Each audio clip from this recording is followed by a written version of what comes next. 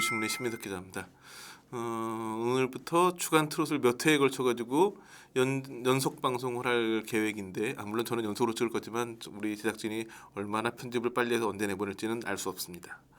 그 주간 트롯의 그 미니, 약간 주간 트롯 안에 소제목을 하나 재밌게 붙여봤습니다. 미성년자 탈락 불가.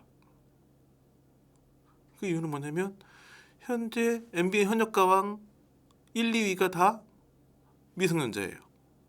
미스트롯 3도 1, 2, 3위가 다 미성년자예요. 그러니까 미성년자 출연자들이 그렇게 5명 있거든요. 2명, 3명.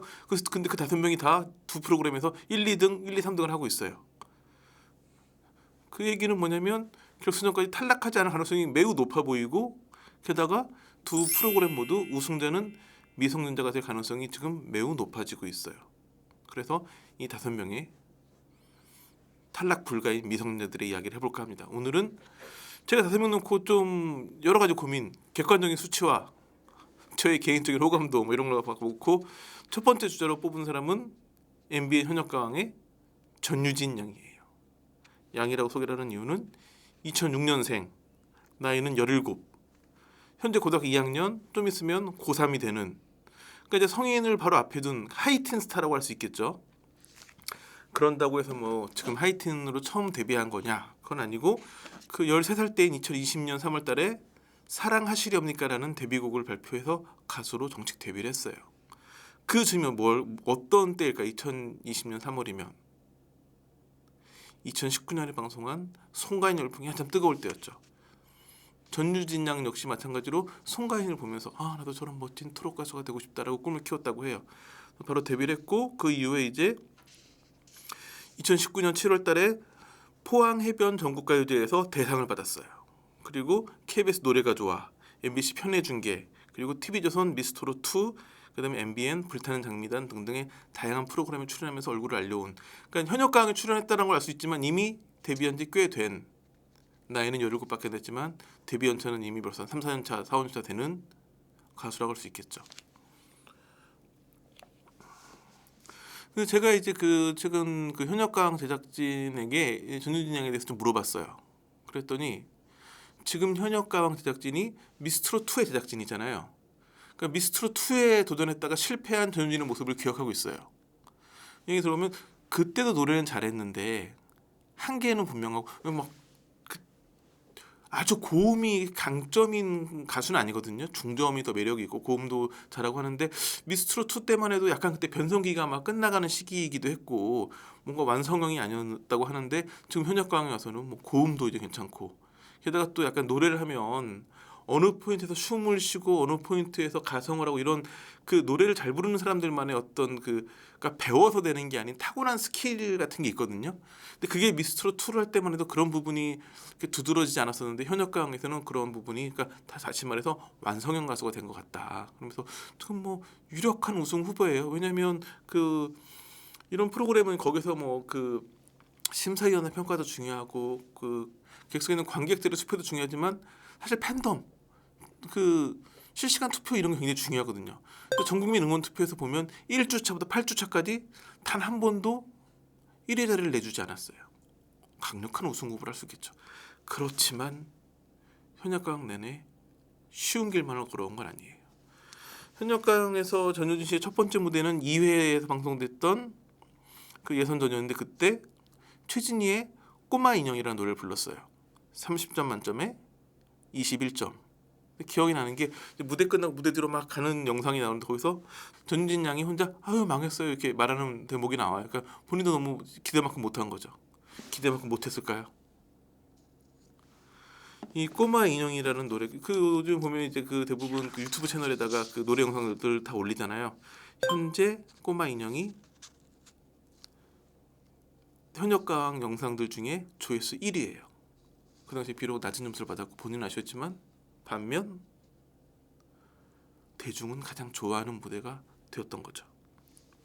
두 번째는 이제 1대1 현장 지목전이었는데, 그때 마스크걸을 지목했고 김수의 멍에를 불러가지고 당당히 198대 91로 대승을 거두면서 그 다음 라운드로 넘어왔고, 그 다음 이제 팀 미션인데, 팀 미션에서는 이제 전유진 씨가 대장 자리를 맡았어요. 그래가지고 본인이 강혜연, 김지연, 박혜신, 윤수연 등을 지명해가지고 비빔걸스라는 팀을 만들었죠. 그래서 첫 대결은 팀 메들리였는데 첫 대결에서는 4위밖에 점수가 안 나왔어요. 그 다음에 팀 미션 2라운드는 대장전이었는데 대장전에서 대장인 전윤 씨가 나와가지고 이선희 아름다운 강산을 불렀는데 2위를 기록하면서 팀 순위도 4위에서 2위로 끌어올리면서 그 다음 라운드로 진출을 했어요. 여기까지는 순탄했어요. 문제는 준결승 결정전이었어요. 1라운드는 한국 대결. 여기서 전효진은 그 듀엣 상대로 마이진을 지목했는데 130대 230으로 크게 패하고 말았어요. 게다가 중간 순위도 12위. 뭐 패하는 건 중요하고 중간 순위가 2라운드도 있기 때문에 중간 순위가 중요한데 중간 순위 12위면 탈락권이죠. 그 다음 이제 준결승 결승 2라운드는 뒤집기 한 판이었는데 여기서 진미령의 소녀와 가로등을 불렀어요. 종합 점수는 10위. 총 18명이 겨뤘는데 10위는 안타깝지만 탈락 후보예요. 왜냐면 9위까지만 준결승 진출이 확정되고 나머지는 이제 패자부활전을 해야 되거든요. 패자부활전에 가가지고 어렵게 패자부활전을 통과하면서 준결승전에 진출을 하죠. 이제 준결승 1라운드, 2라운드만 지나고 나면 결승 진출인데 1라운드도 쉽지 않았어요. 1라운드 준결승 1라운드는 1대1 라이벌전. 전유진의 라이벌은 누구일까요? 제가 처음에 얘기했던 또 한 명의 미성년자. 전유진이 1위라면 2위를 달리고 있던 김다현 양이었어요. 그렇지만 김다현 양에게 패하고 말았죠. 여기서 마찬가지로 이기고 지는 건 중요하지 않아요. 전체 순위가 중요한데 전체 순위는 8위. 문제는 김다현 양도 7위에 그쳤어요. 문제는 뭐냐면 이제 준결승전에 진출한 팀은 14명인데 14명 중에 9등 안에 들어야지 결승전을 할 수 있거든요. 아니면 또 5명은 탈락 후보가 돼가지고 복잡해지는데 9위 안에 들어야 되기 때문에 7위, 8위면 9위 안에 들긴 하는데 2라운드에서 조금만 삐끗하면 위험해질 수 있는. 언론에서 막 전유진, 김다현 탈락 위기 막 이런 기사가 나왔는데 사실은 탈락할 가능성은 거의 없었어요. 왜 그럴까요? 매주 대국민 응원 투표를 하는 이유가 그주그주 이제 발표하는 것도 중요하지만 그걸 다 합산해가지고 준결승 2라운드가 끝나면 준결승전에 그 점수를 더해요. 뭐 7위, 8위였지만 그 대국민 응원 투표에서는 전유진 양이 뭐 1주에서 8주차까지 매주 1등이었고 김다현 양도 2위를 주로 하는데 좀 순위가 떨어진 적도 있지만 대부분 2위를 했거든요. 그러니까 둘은 이미 그 점수가 너무 높았죠.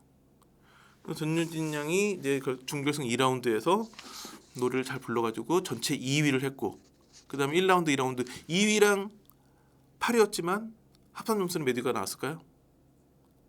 당연히 1위가 나왔죠. 왜냐? 전국민 응원 투표에서는 압도적 1등이었기 때문에. 그러면서 드디어 결승전 진출하면서는 처음으로 1등으로 결승전에 진출을 했어요. 지금 상황에서는 결승전에서도 큰 이변이 없는 이상 뭐 만약에 뭐 가사를 살짝 말고 심하게 까먹는다거나 음이탈이 심하게 나거나 뭐 이런 아주 정말 천재지변과 같은 실수만 하지 않는다면 유력하게 1위를 할 것으로 보여지고 있어요. 그럼 그 인기가 어느 정도냐? 제가 아까 말씀드렸다시피 좀 미성년자 출연자들이 굉장히 많은데 다 이미 팬카페도 생겼거든요. 근데 팬카페 회원이 대부분 2,000명대예요. 전유진 양은 11,000명이 넘었어요.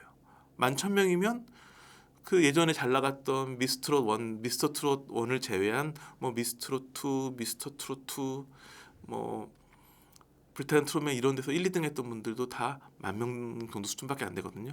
그러니까 이미 다른 오디션 프로그램에 1, 2등 했던 분이랑 비슷한 수준의 팬덤이 확보돼 있어요.